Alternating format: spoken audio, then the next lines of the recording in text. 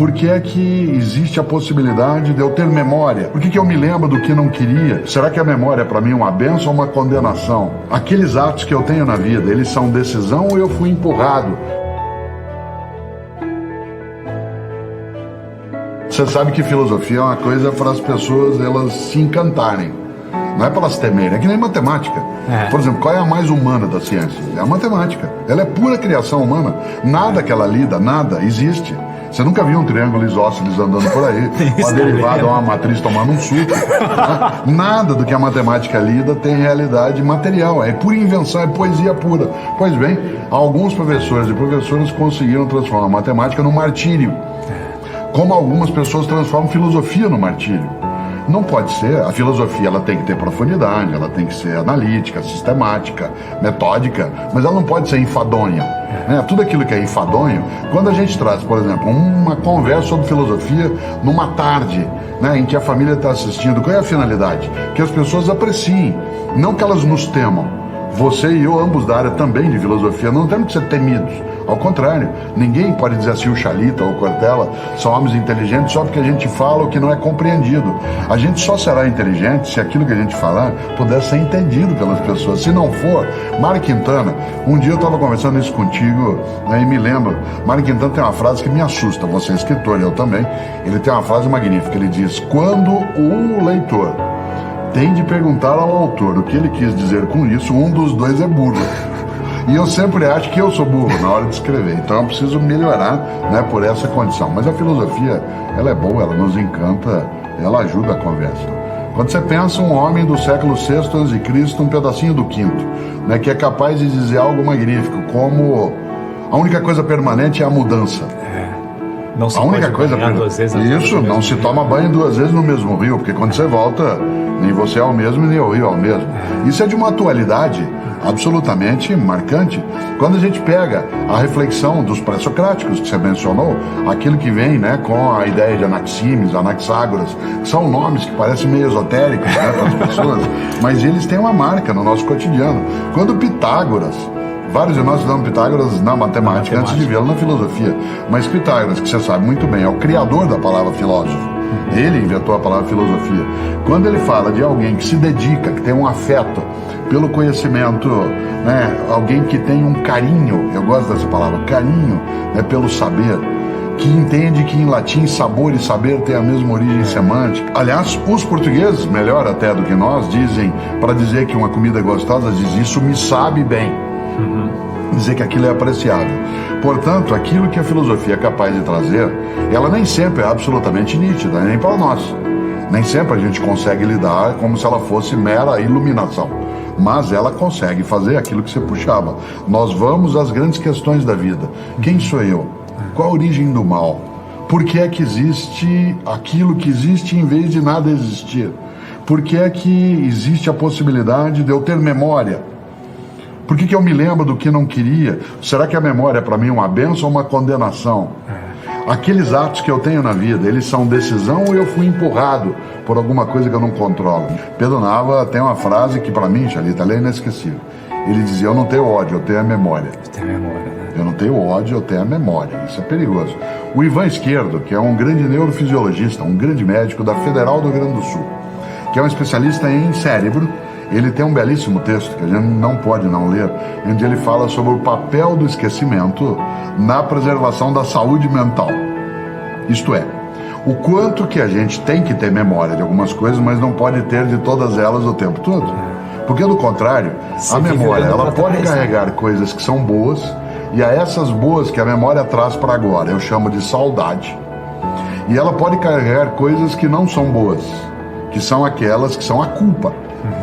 Portanto, sem imaginar, parte da memória nos preserva. Uma das coisas que o idoso ele mais sofre no dia a dia é o fato de que a memória dele, ela não é que ela desaparece, é que ele começa a perder à sua volta aquilo que é referência.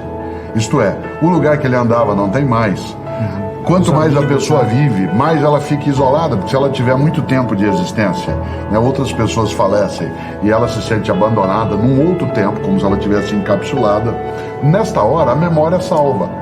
Porque quando alguém bem idoso, alguém da nossa família, da nossa amizade, diz assim, porque eu, em 1940, quando eu estava ali em Cachoeira Paulista, que meu pai estava na loja de calçado, quando começa a pensar essas coisas, e aquilo vai reavivando. A Terezinha Rios gosta de trabalhar uma ideia que é de recordar. A ideia de fazer passar pelo coração de novo, recordes. Aquilo que volta para dentro do coração e está outra vez aqui onde a gente está. Por isso, acho que a memória, ela pode ser para nós um dano, se a gente exagera, porque quando você tem culpa, a memória pode martirizar, mas quando você faz da memória apenas uma ferramenta de reavivar a saudade, aí é uma coisa gostosa. Todo estrangeiro apavora com uma frase que nós dizemos, que é assim, eu vou acabar com a tua raça. Essa expressão, ela é de uma violência. Primeiro que ela é genocida. Ela é genocida. Você já começa a trazer à tona tudo aquilo que é o horror da vida. É possível, mas não é obrigatório. Eu vou acabar com a tua raça significa não vou deixar rastro. Eu acho que a vingança, ela é como a ideia da raiva. Né? Várias vezes você já leu, né, quanto se disse, é uma frase antiga, não tem autoria definida, que o ódio, por exemplo, é um veneno que você toma desejando que faça mal a outra pessoa. É você que toma, mas você acha que vai fazer mal para o outro. Há uma diferença entre desculpa e perdão. Desculpa é coisa leve. Isto é, tudo bem, ok, isso não é perdão. Por exemplo, você me ofendeu por qualquer razão ou fez algo que não deveria fazer, eu te desculpo, mas eu não te perdoo. Isto é, eu continuo convivendo contigo, mas não vou esquecer. O perdão é a promessa do esquecimento. O perdão significa, eu sei, mas eu nunca mais vou lembrar obrigatoriamente, eu não vou trazer isso de novo para a nossa convivência. Nesse sentido, acho que a vingança é a ausência do perdão. E a vingança, em grande medida, como ela não é justiça, né, ela é apenas o troco, ela é apenas o retorno do que não devia, ela não deveria estar nas nossas mãos, porque nós não somos um ser confiável, né, como seres humanos, para fazer tudo que é a justiça. A nossa capacidade de falhar, ela é tão grande que deixar na minha mão ou na tua a capacidade de dar o troco em algo que nos fizeram é meio arriscado.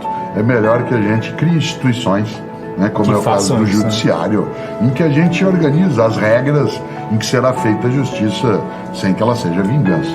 Né, Agostinho tem uma frase que eu acho maravilhosa, que fala sobre a superficialidade de alguns sentimentos, quando ele diz, não sacia a fome quem lambe pão pintado. Não sacia a fome quem lame pão pintado. Qual é a satisfação que a vingança oferece? A justiça, sim. Eu gosto de justiça, né? Gosto daquilo que está no lugar quando foi deslocado daquele lugar onde deveria estar, mas da vingança não. Não é que a gente não tenha desejo dela.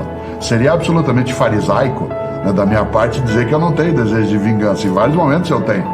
Isto é, em que eu quero sim dar o troco. E não estou nem pensando, né, só nas relações interpessoais. Né? Como nós somos, como a gente falava antes, um ser que tem memória, e eu às vezes fico imaginando, aquele cara falou aquilo para mim, né? Ou lá na escola, quando um dia alguém fez uma coisa, você vai ver um dia, você vai ver. Né? Então, eu sou de Londrina, no Paraná, como você sabe, embora eu more, né, na capital paulista há bastante tempo. Tem uma frase de para-choque de caminhão que para mim é suficiente como vingança. Que diz assim, na subida você me aperta, na descida nós acerta. Certo? Então, esta lógica, ela é um pouco assim, espera aí, né? Vamos ver, o mundo dá muitas voltas, mas o desejo da vingança não é algo que a gente deva admitir, trabalhar e até, para usar uma coisa do interior, adubar. Não dá para ficar adubando isso, porque ele faz mal, ele corrói pra gente mesmo. Ele é autofágico, autodestrutivo. Eu conheci vários homens e mulheres importantes na minha formação e na minha história. Eu fico honrado de ser humano como Mandela. Eu não sou como Mandela foi, mas eu fico honrado de estarmos na mesma espécie. Na mesma raça humana, na mesma espécie. Na mesma espécie. Mandela veio ao Brasil logo depois que ele foi libertado, e eu tive a honra de também estar, quando ele veio visitar a cidade de São Paulo, eu era secretário de Educação, na prefeitura ele veio visitar, e eu tive a honra, Xanita, de apertar a mão do Nelson Mandela. Você imagina, quando eu apertei a mão do Mandela, as minhas pernas bambearam, porque eu não estava apertando a mão do homem, eu estava apertando a mão da decência.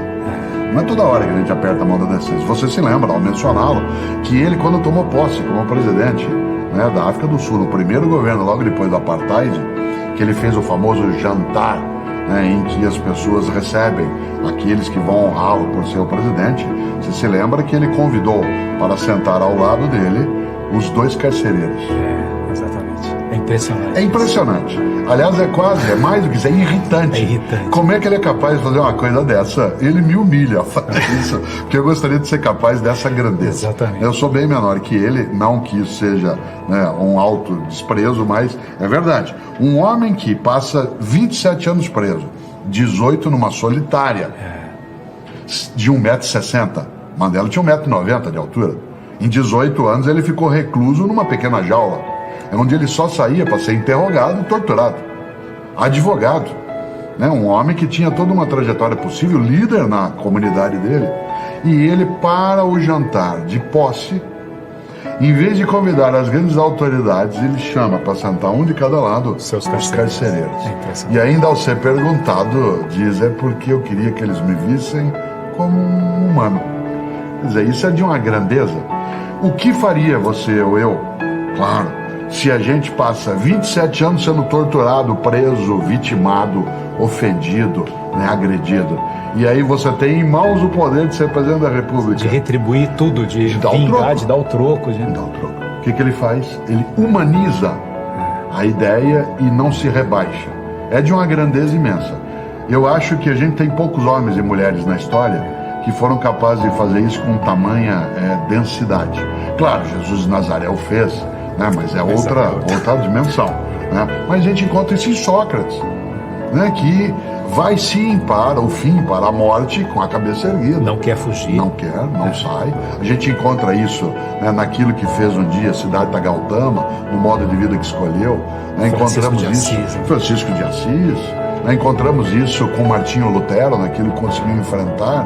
Encontramos isso com Madre Teresa de Calcutá. Irmã Dulce, aquela mulher que era frágil, com a coluna, dormiu mais de 20 anos numa cadeira sentada, cadeira de madeira por causa da dor. Uma mulher desse tamanhozinho, tem uma obra que hoje atende mais de 70 mil pessoas por dia. Você lembra da teoria da irmã Dulce, da teoria da última porta, né? Em que ela dizia: nós temos de ser, nós, as irmãs, a última porta que alguém bate. Depois de nós não pode ela não ter outro lugar para procurar. Ela tem que achar em nós a acolhida. Começou num galinheiro, na Cidade Baixa, em Salvador, ali perto da Praça Roma. Né? Essa fragilidade de alguém que se torna grande, quando você cita o Mandela, né, em vez de lamentar, o que ela fez? Ou ele fez? Foi atrás, foi buscar.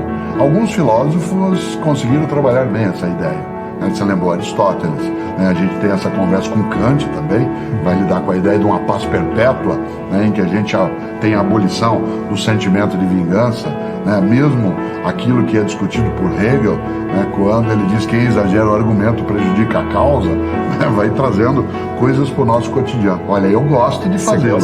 Eu acho que ser pessimista tem um componente de ser vagabundo. Eu acho que todo pessimista é vagabundo. Sabe por quê? Porque a melhor coisa que você precisa fazer para não fazer nada é achar que nada pode ser feito. E aí? Isso aí você não precisa se movimentar. De maneira geral, pessoas vagabundas ou pessimistas são muito vazias. Quem é do interior sabe que há uma frase popular que diz que carroça vazia faz muito barulho.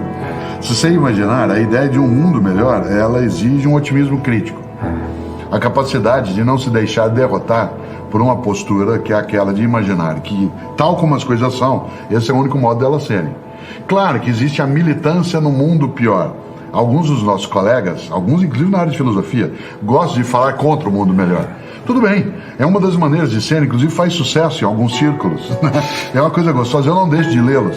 Eu gosto muito de ler as pessoas com as quais eu não concordo.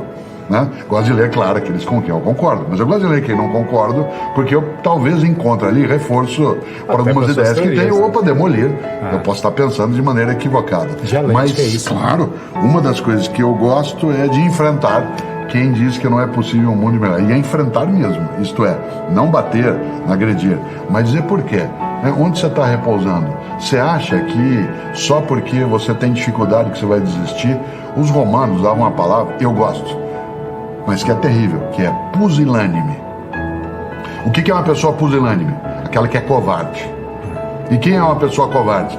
É aquela que, podendo fazer um mundo melhor, ela se reclui, ela se recolhe, ela se enfraquece. E o argumento para fazer isso é: não há o que fazer, ou a vida é assim. Esse tipo de submissão às coisas, eu acho que é meio vagabundagem.